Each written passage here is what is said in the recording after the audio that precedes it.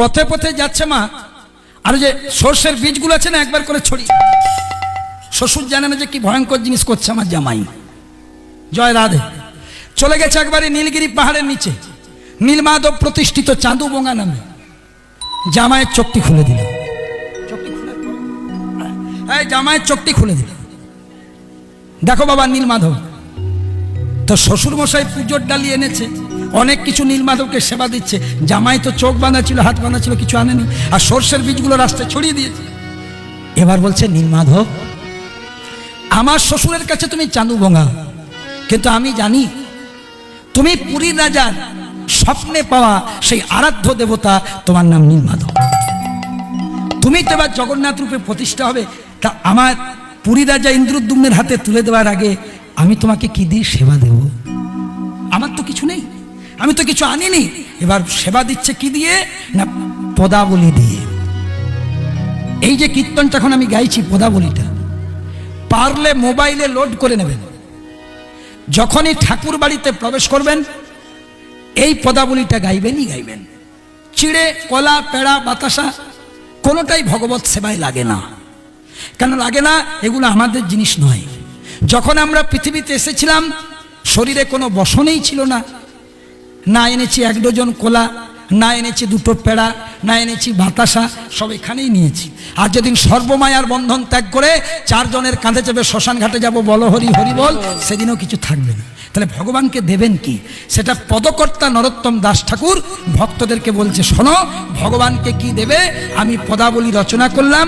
ঠাকুর বাড়িতে বসে চিড়ে, কলা, বাতাসা জোগাড় করতে পারো চে না পারো, এইটা বলতে ভুলো না। কে গাইছে? বিদ্যাপতি। কার উদ্দেশ্যে? নীলমাধবের উদ্দেশ্যে। কে নীলমাধব?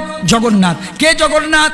জগতের নাথ। কে জগন্নাথ? না যে কৃষ্ণ সেই গৌর সেই জগন্নাথ।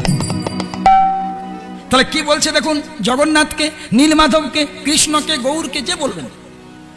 বিদ্যাপতি হাত দুটি জোড় করে বলছে, কি দেব বন্ধু জগৎ বন্ধু, কি দেব বন্ধু, কিবা দেব আমি, যে ধন তোমারে দেব আমার সে ধনে তুমি। কি দেব বন্ধু,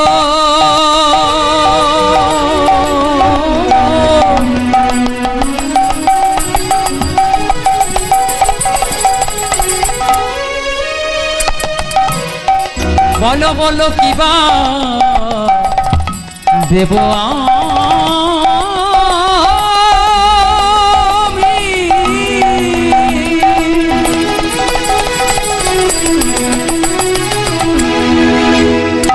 ওগো যে ধন তোমারে দেব আমার সে ধন তুমি। তাহলে প্রথম 4টি লাইন মনে রাখুন, কি দেব বন্ধু, কিবা দেব আমি, কি দেব তোমাকে, যে ধন তোমারে দেব, তোমাকে যেটাই দেব আমার সে ধন তুমি। এরপর একটা শুনুন, তুমি তো আমার বন্ধু, তুমি তো আমার বন্ধু, সকলই তোমার, তুমি তো আমার বন্ধু।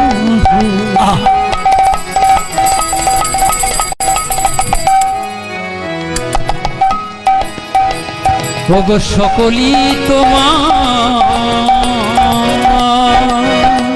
ওগো তোমার ধন তোমায় দেব, বলো কি আছে আমার। ওগো তোমার ধন আমি তোমায় দেব, বলো কি আছে আমার। তাই নরোত্তমে দাস কহে আমার গৌর গুণমণি,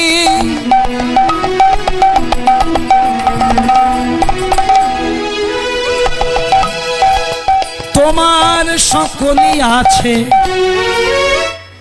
আর আমার কেবল তুমি তুমি তুমি তুমি তুমি আমার কেবল তুমি।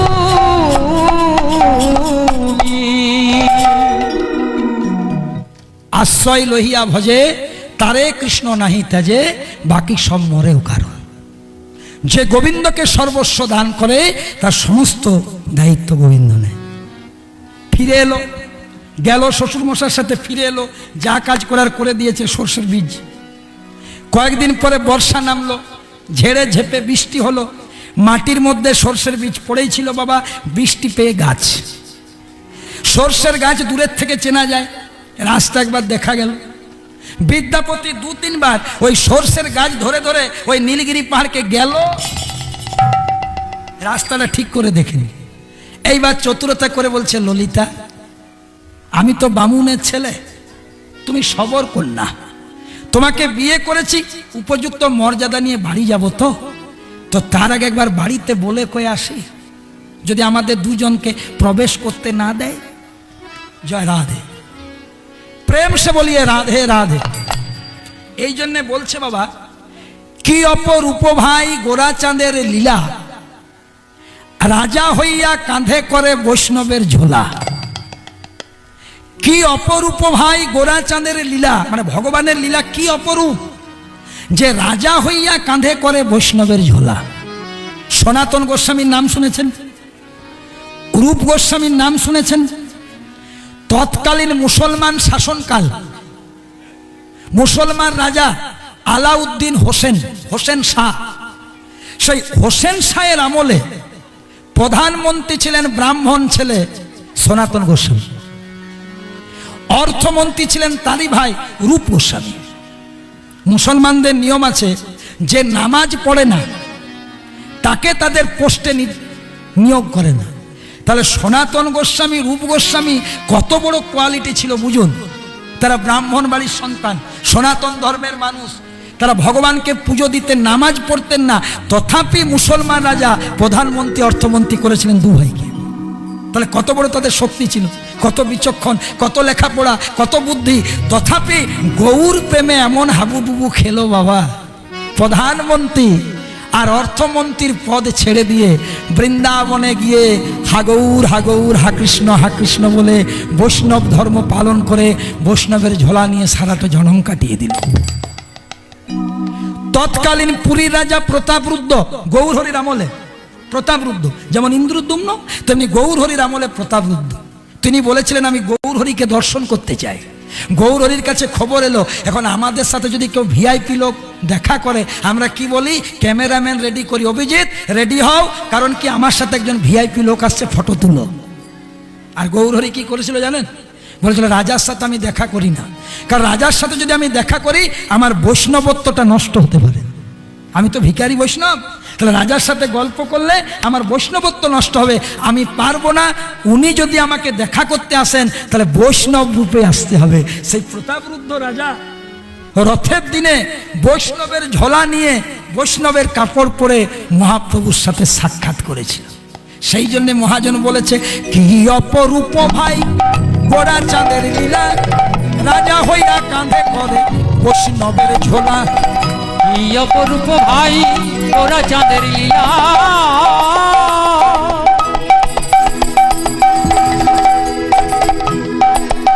আবার রাজা হইয়া কাঁধে করে বৈষ্ণবের ঝোলা।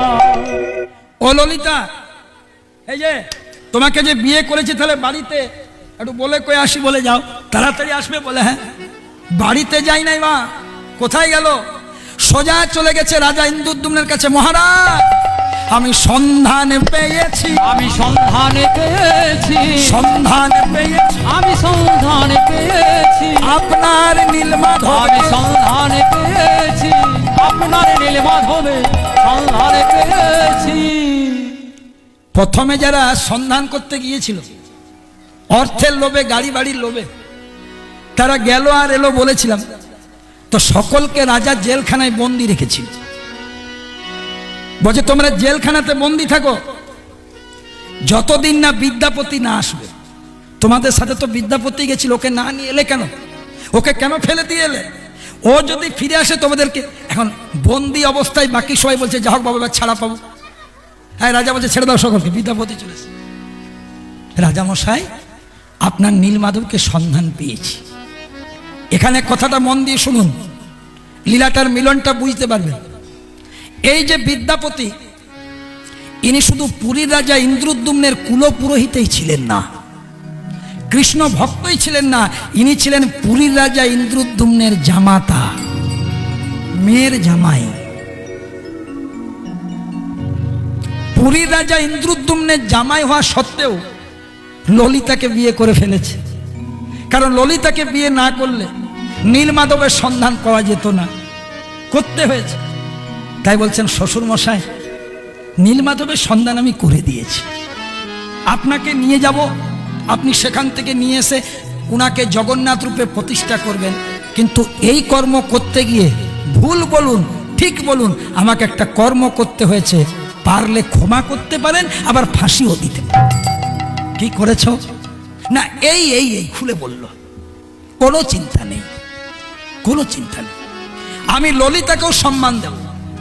তুমি আমার জামাই, আমার মেয়েকে যেমন তুমি রাখবে, ললিতাকেও তুমি রাখবে। তবে শোনো, আজ থেকে তুমি ব্রাহ্মণ, তোমার ঔরসে আমার কন্যা ব্রাহ্মণী, তার গর্ভে যারা পৃথিবীতে আসবে তারা হবে পুরীতে ওই নীলমাধব জগন্নাথ রূপে প্রতিষ্ঠা করব, সেই জগন্নাথের পুজোর কাজ তারা করবে। মানে তোমার ঔরসে আমার মেয়ের গর্ভে যারা আসবে তারা সে ধরনের পান্ডা হবে যারা জগন্নাথের পূজা অর্চনা করবে। যাবেন জগন্নাথ ধাম, ওই যে দেখবেন সেই কাঠি নিয়ে দাঁড়িয়ে থাকে, মাথায় ঠোক্কর দেয়, ধাঁইকিড়ি ধাঁইকিড়ি, ওর একটা বংশধর। আর আজ থেকে তুমি ব্রাহ্মণ, তোমার ঔরসে ললিতা শবর, ওই ললিতার গর্ভে পৃথিবীতে যারা আসবে তাদের ছেলেমেয়েরা ধ্বজা টাঙাবে, রান্নাঘরে রান্না করবে, রান্নার জাল দেবে। যাবেন পুরীতে যাবেন, দেখবেন তাদের চেহারাগুলো আলাদা, এদের চেহারাগুলো আলাদা। ওই যে শবরদের চেহারা ভাট্টা গোট্টা, রান্নাঘরে দেখবেন তারা রান্না বান্না করতে। এই দুটো সম্প্রদায় আছে। তাই হবে, সমস্ত কিছু বলা বলি করে চলে গেলেন। এদিকে কি হয়েছে মা? রাজা স্ত্রীর নাম কি বলেছিলাম, দেখি কেমন মনে রেখেছে। বর্ণালী তো মনে রাখবেই, ও তো মুখস্থ করে প্রতিদিন স্বামীর সাথে, ওর তো মনে থাকবে, বলে দিয়েছে প্রথম। খুব এইভাবে কীর্তন শোনো বোন, আমার ভাইকে সহযোগিতা করো। তো যাই হোক, নাম হচ্ছে গুন্ডিচা। গুন্ডিচা ছিলেন কৃষ্ণ বৈরী, কিন্তু স্বামী সঙ্গ করে, সৎসঙ্গ করে সেও ভালো হয়ে গেছে। স্বামী চলো যাব, চলো আমরাও যাব। পালকি সাজানো হলো, রথ সাজানো হলো, রাজা ইন্দ্রদ্যুম্ন গুন্ডিচাকে নিয়ে চললো, স্ত্রীকে নিয়ে, অর্ধাঙ্গিনীকে নিয়ে সেই নীলগিরি পাহাড়ের দিকে।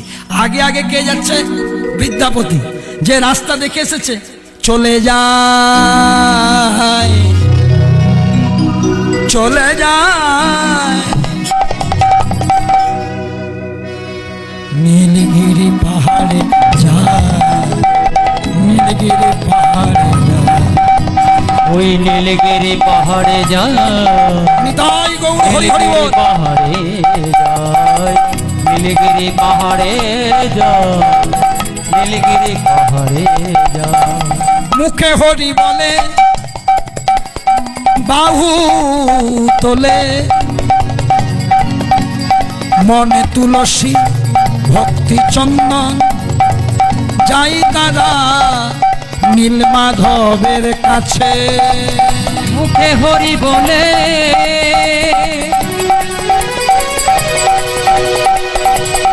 মনে তুলসী চন্দন দিয়ে,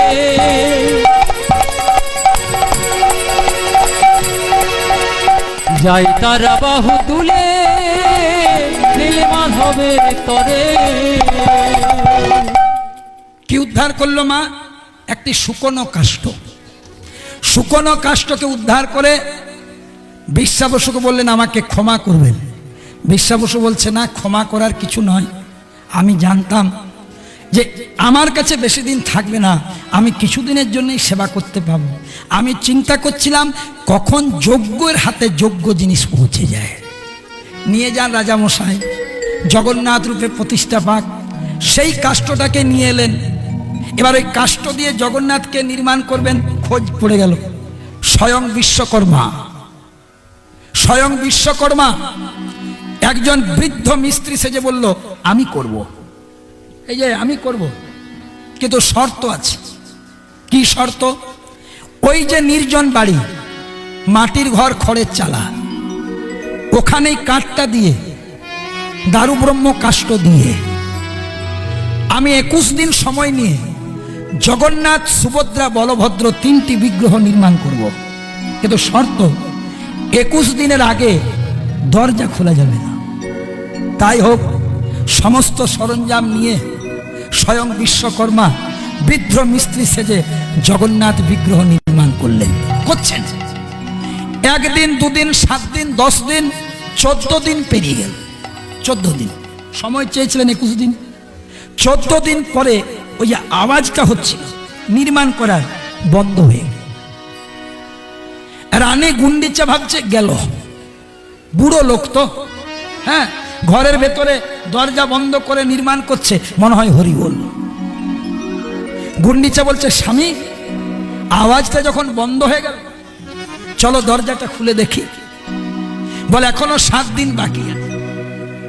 বলে তো মরে পচে পড়ে রইবে, চলো দেখি।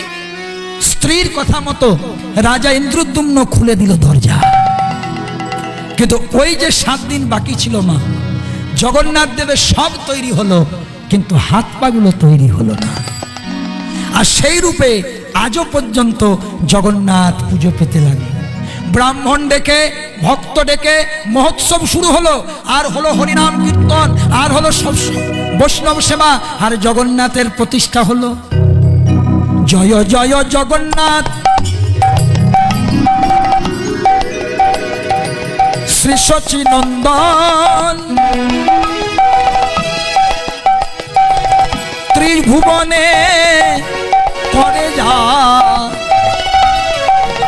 চরণ বন্দন। জয় জয় জগন্নাথ, শ্রী সচির নন্দন,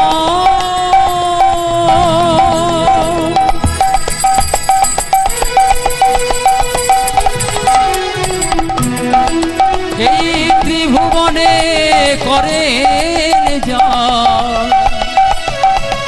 চরণ বন্দন।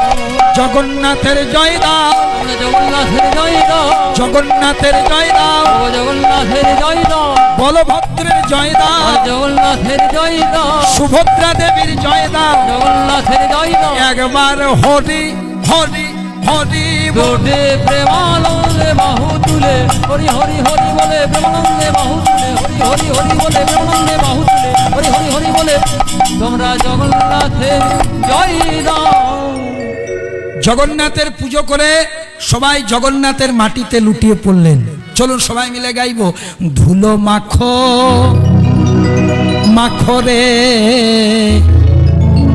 এই তো ব্রজের ধুলা মাখো মাখো রে, এই তো ব্রজের ধুলো, ধুলা মাখো মাখো রে, এই তো ব্রজের ধুলা। ও ধুলা মাখো মাখো রে, এই তো ব্রজের ধুলা। ধুলা নয় ধুলি নয় গোপীর পদরেণু, ও গো ধুলা নয় ধুলি নয় গোপীর পদরেণু, ধুলা নয় ধুলি নয় গোপী পদরেণু, ধুলা নয় ধুলি নয় গোপীর পদরেণু। যে ধুলা মেখেছিল, যে ধুলা মেখেছিল, যে ধুলা মেখেছিল, যে ধুলা মেখেছিল, নন্দের বেটা কানো ধুলা ধুলা মাখো মাখো রে, এই তো ব্রজের ধুলা।